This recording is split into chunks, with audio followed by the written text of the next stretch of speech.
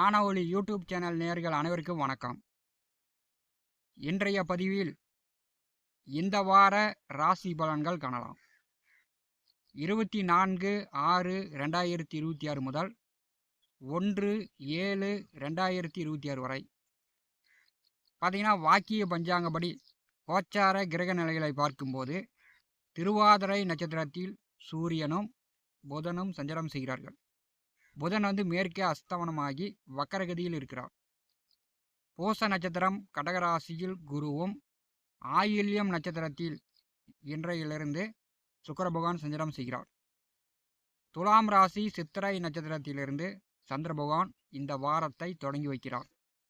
சிம்ம ராசி மக நட்சத்திரத்தில் கேதுவும், மீனராசி உத்திரட்டாதி நட்சத்திரத்தில் சனி பகவானும், ரிஷபராசி கிருத்திகை நட்சத்திரத்தில் செவ்வாயும் இந்த வாரம் சஞ்சாரம் செய்கிறார்கள்.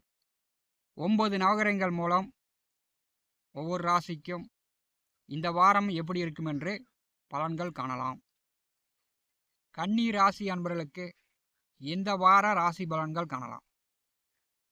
கன்னி ராசிக்கு 8வது வீட்டில் கடந்த வாரம் செவ்வாய் பகவான் ஆட்சி பெற்று சஞ்சாரம் செய்தார்.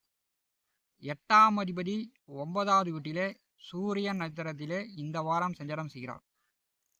8ஆம் அதிபதி 9வது வீட்டிற்கு வரும்போது உங்களுடைய உடல் ஆரோக்கியம் படிப்படியாக சரியாகும். உடல் ஆரோக்கியம் நலமாகும். 8ஆம் அதிபதி 9வது வீட்டிலே சனி பகவான் பார்வையில் நிற்கும்போது இந்த வாரம் உங்கள் அப்பாவிடம் பேசும்போது கவனமாக பேசணும். உங்கள் அப்பாவுக்கு அதிகமாக கோபம் வரும். உங்கள் அப்பா உங்களை புரிஞ்சிக்க மாட்டார். உங்கள் அப்பாவால் உங்களுக்கு சில தொந்தரவுகள் தொல்லைகள் வரலாம். குடும்ப பெரியோர்களால் அப்பாவால் உங்கள் காரியங்கள் தடைபடலாம் அல்லது உங்கள் பணங்காசு விரயமாகலாம். கன்னி ராசிக்கு 7வது வீட்டிலே சனி பகவான் செல்கிறார். கோச்சாரத்தில் சனி 7வது வீட்டில் இருப்பது பார்த்தீங்கன்னா, கணவன் மனைவி குழந்தைகளுடன் ஒற்றுமையாக இருக்கக்கூடிய கூட்டு குடும்பத்தில் இருப்பவர்களுக்கு கணவன் மனைவிக்குள் அடிக்கடி சண்டை வந்துக்கிட்டே இருக்கும். சனி 7வது வீட்டில் இருக்கும்போது வேலை விஷயமா உத்தியோகம் சார்ந்து வெளியில் தங்கி வேலை பார்க்குற மாதிரி அல்லது வெளிநாட்டில் தங்கி வேலை பார்க்குற மாதிரி உங்கள் வேலை இருந்தால் கணவன் மனைவிக்குள் பிரச்சனை இருக்காது.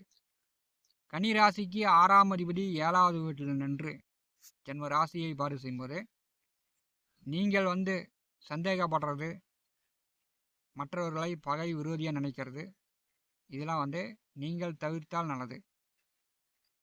கன்னி ராசி அதிபதி புதன் தொழில் ஜீவன கர்மஸ்தானத்திலே திருவாதிரை நட்சத்திரத்திலே மேற்கே அஸ்தமனமாகி வக்கரகதியில் செல்கிறார். சூரியனும் திருவாதிரை நட்சத்திரத்திலே கன்னிராசிக்கு 10வது வீட்டிலே சூரியனும் புதனும். இப்போ இந்த வாரம் பார்த்தீங்கன்னா, புதன் அஸ்தங்கம் வக்கரகதியில் இருக்கும்போது கன்னி ராசி அன்பர்களுக்கு கொஞ்சம் மனக்குழப்பம் அதிகமாக இருக்கும். 2 தொழில், 2 வேலை, 2 வருமானம், 2 சம்பாத்தியம் வரக்கூடிய கன்னிராசி அன்பர்களுக்கு இந்த வாரம் இதை பண்ணலாமா அதை பண்ணலாமா அப்படின்னு உங்களுக்கு உடல் உழைப்பு அதிகமாக இருக்கும். மன உளைச்சலுக்கு ஆளாவீங்க. ஒன்றுமே புரியாதது போல் கன்னிராசி அன்பர்கள் இந்த வாரம் செயல்படுவீங்க. ஏன்னா உங்கள் ராசி அதிபதி அஸ்தங்கம் வக்கர நிலையில் செல்கிறார். 12ஆம் அதிபதி 10வது வீட்டிலே ராகு நட்சத்திரத்திலே இருக்கும்போது கன்னிராசி அன்பர்கள் சுய தொழில் செய்யக்கூடியவர்களுக்கு இந்த வாரம் ஏற்றத்தாழ்வு உண்டு. அப்பா தொழில், தாத்தா தொழில், பரம்பரை தொழில் செய்யக்கூடியவர்கள், விவசாயிகளுக்கு எதிர்பார்த்த மகசூல் பெற முடியாது. சூரியன் புதன் ராகு நட்சத்திரத்தில் இருக்கும்போது அரசு உதவிகள், அரசு சலுகைகள், அரசு நலத்திட்ட உதவிகள் எதிர்பார்க்கக்கூடியவர்கள், அரசு வேலைக்கு முயற்சி செய்யக்கூடியவர்கள் முயற்சி செய்யலாம். கன்னி ராசிக்கு 11வது வீட்டிலே புதன் நட்சத்திரத்திலே இன்று முதல் சுக்கிர பகவான் சஞ்சாரம் செய்கிறார். 11வது வீட்டிலே குரு அமர்ந்திருக்கிறார். கன்னி ராசிக்கு 11வது வீட்டிலே 2 சுபக்கோள்கள் இருக்கும்போது பார்த்தீங்கன்னா, உங்கள் தாயாருடைய உடல் ஆரோக்கியம் நன்றாக இருக்கும். மூத்த உடன் பிறந்தவர்களுக்கு நல்ல வருமானம், வசதி வாய்ப்புகள் உண்டாகும். உங்களுக்கு வந்து 11ஆம் இடம் மிக பலமாக இருக்கிறது. அதனால் வந்து மூத்த உடன் பிறந்தவர்களுக்கு நல்ல லாபங்கள் உண்டு. மூத்த உடன் பிறந்தவர்களுக்கு உடல் ஆரோக்கியம் நன்றாக இருக்கும். மூத்த உடன் பிறந்தவர்கள் அவங்க நினைச்ச மாதிரி எதிர்பார்த்த மாதிரி அவங்களுடைய காரியங்கள் இந்த காலகட்டத்தில் வெற்றியாகும். கன்னி ராசிக்கு 11வது வீட்டிலே சுக்கிரன் குரு இணைவு இருக்கும்போது திருமணத்திற்கு வரன் பார்த்து கொண்டிருப்பவர்கள் இந்த வாரம் வந்து வரன் பார்க்கலாம். வரன் செட் ஆகும். குடும்பத்தில் வந்து கல்யாண வயசில் இருக்கக்கூடியவர்களுக்கு இந்த வாரம் வந்து கல்யாண பேச்சுவார்த்தை எடுப்பாங்க.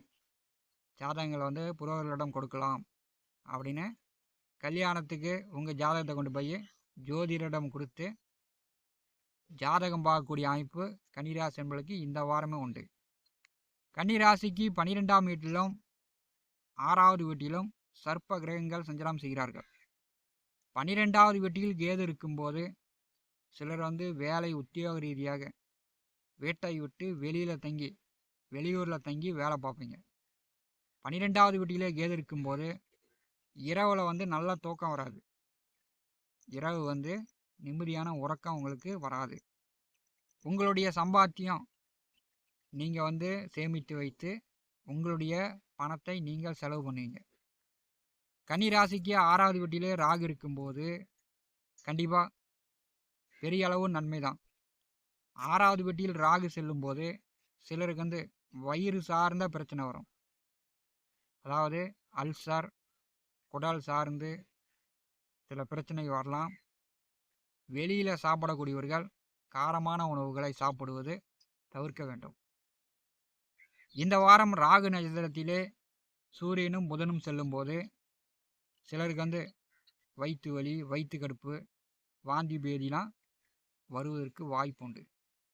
இந்த வாரம் ராகு நட்சத்திரத்திலே புதனும் சூரியனும் செல்லும்போது அரசு சார்ந்து சில நன்மைகள் கன்னிராசி என்பதற்கு உண்டு. அதே மாதிரி சொத்து சார்ந்து கோர்ட்டு கேஸு வழக்கு வில்லங்கங்கள் கோர்ட்டில் நடந்துகிட்டு இருந்துச்சுன்னா இந்த வாரம் உங்களுக்கு தீர்ப்பு வர மாதிரி இருந்துச்சுன்னா உங்களுக்கு சாதகமாக தீர்ப்பு வரும். கன்னிராசிக்கு 6வது வீட்டிலே ராகு செல்வது எதிரிகள் தொல்லை இருக்காது. உங்களுக்கு வந்து எதிர்ப்புகள் இருக்காது. உடல் ஆரோக்கிய ரீதியாக ஒரு சிலருக்கு தொந்தரவுகள் இருக்கலாம். 6வது வீட்டிலே ராகு செல்லும்போது வேலை உத்தியோகம் கன்னிராசி என்பதற்கு சிறப்பாக செல்லும். ஞான ஒளி யூடியூப் சேனலை பார்த்து கொண்டிருக்கக்கூடிய அன்பர்கள், இதுவரை நம்முடைய சேனலை சப்ஸ்கிரைப் செய்யாத அன்பர்கள் மறக்காமல் சப்ஸ்கிரைப் செய்து கூடவே இருக்கின்ற ஆல் பட்டன் அழுத்திங்க. நன்றி, வணக்கம்.